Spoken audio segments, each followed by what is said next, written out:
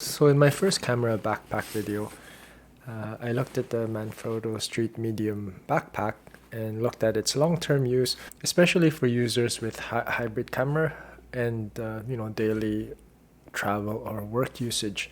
And I did like the bag and recommend it for people with the same use case as me.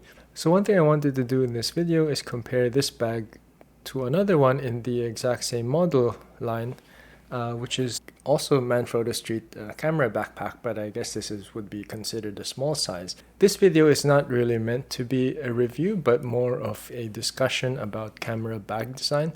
And particularly, I wanted to show how something like this got it really right, whereas the other bag, the smaller, quote-unquote smaller version, really fell short, even though on paper it looks like this bag actually addressed the concerns that I had with the bigger one.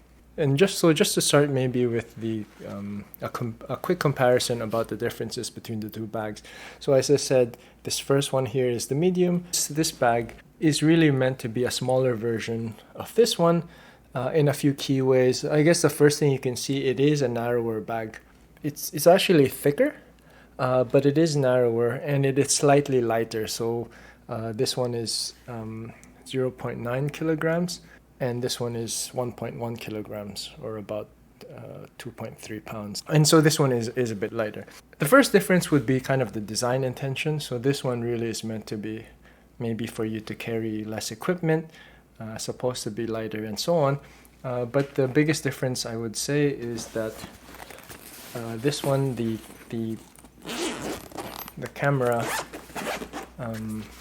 section is actually on the top, and so we have the camera section on the top, and that bottom section, the general purpose section on the bottom, whereas in the Manfrotto Medium, it's reversed, right? So you have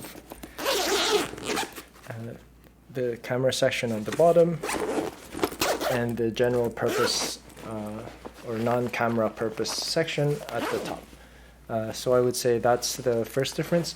If you want to know more details about this bag in particular, watch maybe the first video that I created, as this video is really more about the differences. One other feature that on paper looks nice is that the camera section is no longer outwards facing. So if you're concerned about security or maybe having things fall out when you forgot to zip things, so it's less of a concern here. In terms of other pockets, so it has the same kind of vertical pocket, and my concern about that form factor. It has this extra pocket at the top, which is quite cavernous, but it is oddly shaped, so that could be good or not depending on your needs. The side pockets are still that kind of slim form factor, so it's supposed to be good for water bottles, but I would probably just use it to hold paper or something flat. There's only one zipper here now per pocket, whereas before it used to have two zippers. It has that same holder using the D-rings type thing, meant for the tripod, holding tripods. But again, like what I had commented about the other one, I pretty much just removed the strap as well, as I really don't need it. Same D-rings and chest strap system. Another maybe main difference between this camera bag and the other one is that it really has a way smaller pocket for laptops. It doesn't have its own dedicated zipper. You have to open the main compartment to access it, for example right here. And so by the width of this, you can see that it's can fit maybe a 13-inch laptop as well. I have more to say on this in a little while. Last thing that I wanted to mention was the bottom section part. So the first thing is you have this zipper that is kind of this downward facing U shape before, which is fine. One thing is there is no more organizational pockets in the inside. It is really just one cavernous space, whereas the Manfrotto Medium did have at least pockets for pens and maybe battery banks and so on. There is this kind of quick access or safety access from the rear type zipper that you can use to kind of insert your hand and grab something on the go without having to open this. So that's really the main differences between these two bags. They have nearly the same functionality, except, as I said, the switch up between general purpose section and camera section. The top mounting part on the smaller backpack, having a smaller sleeve for a laptop. So this one is 13-inch. This one can take 15-inch with a dedicated zipper, right? And then those extra and slight changes in the pockets. So my feedback about this backpack, well, was I liked it, and I wish there was a slightly smaller version. And this one seemed to kind of fit that bill, and so on paper it looks like this is the perfect backpack, and is actually one of the reasons why I bought it. Now, one thing that I want to note right now though is that this bag is actually no longer on sale, and with what I'm about to tell you next, maybe you can see the reason why. So really this video is kind of a discussion about what makes a good backpack design. And again, these are only my opinions, but I would like to at least share with you my thought process about how I evaluated this. Okay. Now I guess to go through essentially my criticisms about this bag, and maybe a good reason why this bag is no longer available for sale. So the first thing is, it seems that it's better that the camera is on the top section, and so you don't have that issue about stuff falling out, or it seems like you're able to at least do a quick grab of the camera.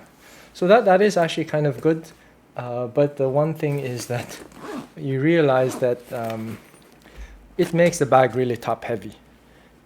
If you only have, especially if you're going to put lots of camera equipment here, which is dense plastic and metal, and maybe only put minimal equipment, minimal things at the bottom, such as maybe like such as a jacket and things like that, then it actually becomes quite top heavy. And when I've used it before, it seems like it's easy to tip the bag forward when it's just resting there. Another thing that makes that possible is, even though the bottom here is reinforced a little bit, it's kind of empty at the bottom. So if you put a lot of weight at the top, then the bottom can kind of cave more, and then allow it to tip. So that is one thing that I noticed.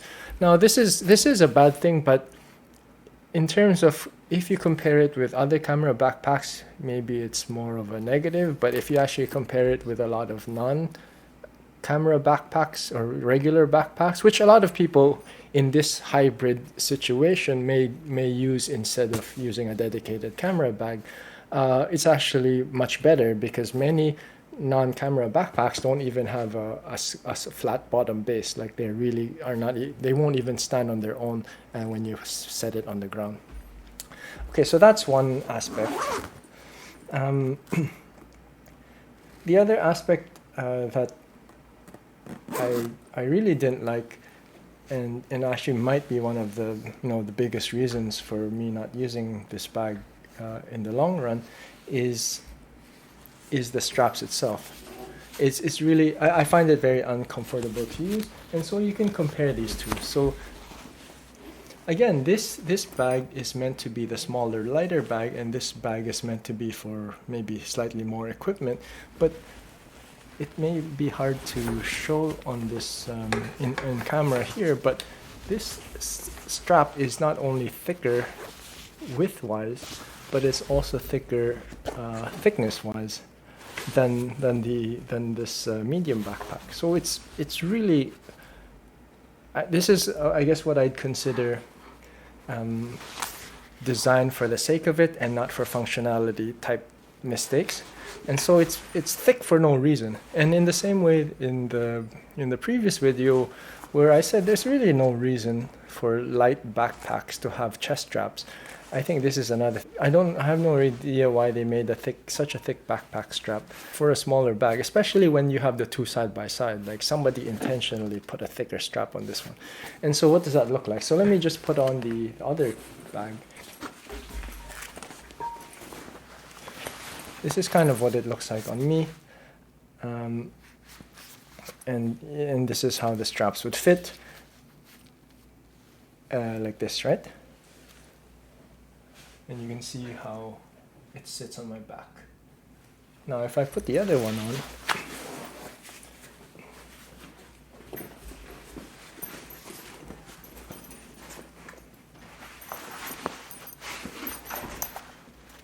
so first thing you notice is the straps sit so much farther, sits so much wider on my back than the other one.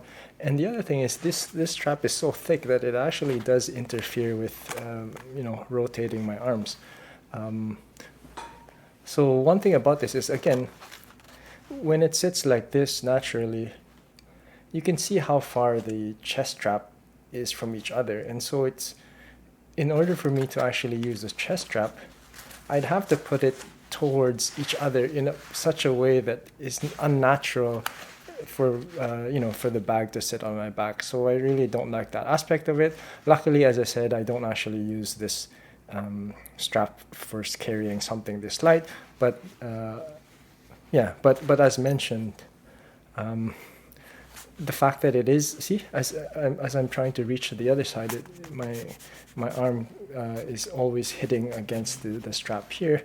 Now you could say perhaps that this is something, perhaps that I'm wearing it too high on my back, and that's why, or actually, perhaps I'm wearing it too low. Maybe if I wore it higher, then it would be better. But maybe that is true. But the thing is, if I really wore it like this, which looks more normal, I would have to adjust the strap so much that it pretty much is completely tied. And I don't think that's how the bag was designed to be used, where the strap is pretty much is minimized. See, it's already actually kind of high as well. The other thing, as you can notice, so if I wear it like this way, the upright way, you can see how high it actually sits on my back, and it's really kind of irregular.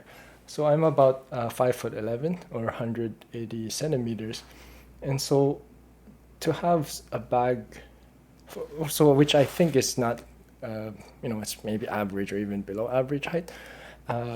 So to have a bag that sits so high on my frame looks kind of strange. The other thing too is, if I wear this bag like I would naturally wear it, kind of let it adjust like that. And I showed you the view before wearing the other bag. You can see there's a gap. Oh, okay, there's a gap there.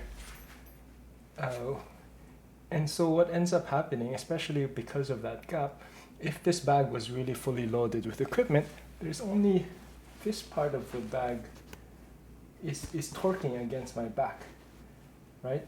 And so something is really poorly designed with this bag. And what makes it more kind of obvious to me is because they actually made a bag that I think got it right. And so to have this right beside it is so strange to see. So I can show you again this one. See, much lighter, flexible strap for a quote unquote bigger bag. I let it just sit naturally, and it does follow the shape of my back a bit better. Right, and so again, that problem about reaching over and having the strap interfere with my hand is not prominent, or it's not doesn't exist. So I think that alone probably is the biggest decision point for not using this bag. It's really just not comfortable, and I think for not a very good reason, because they obviously know how to make the bag comfortable, and for some reason it turned out this way on the smaller bag. The other thing that kind of pissed me off about this design, and again, this is kind of what I reiterating about design for design's sake, is there's two things. So the last two things I want to mention are what I would consider examples of designs for design's sake, where you kind of miss the whole functionality point. of the bag in the name of having it kind of, look good, or just to check a box that it has such a feature. So one of the things is this hidden zip pocket, right? So on paper, again, that seems like a good thing, that you can have this quick access to the inside of your bag while you're on the go, perhaps, or it's good against thieves if you have valuables. But the thing about this secret pocket thing is it's not actually a pocket. It's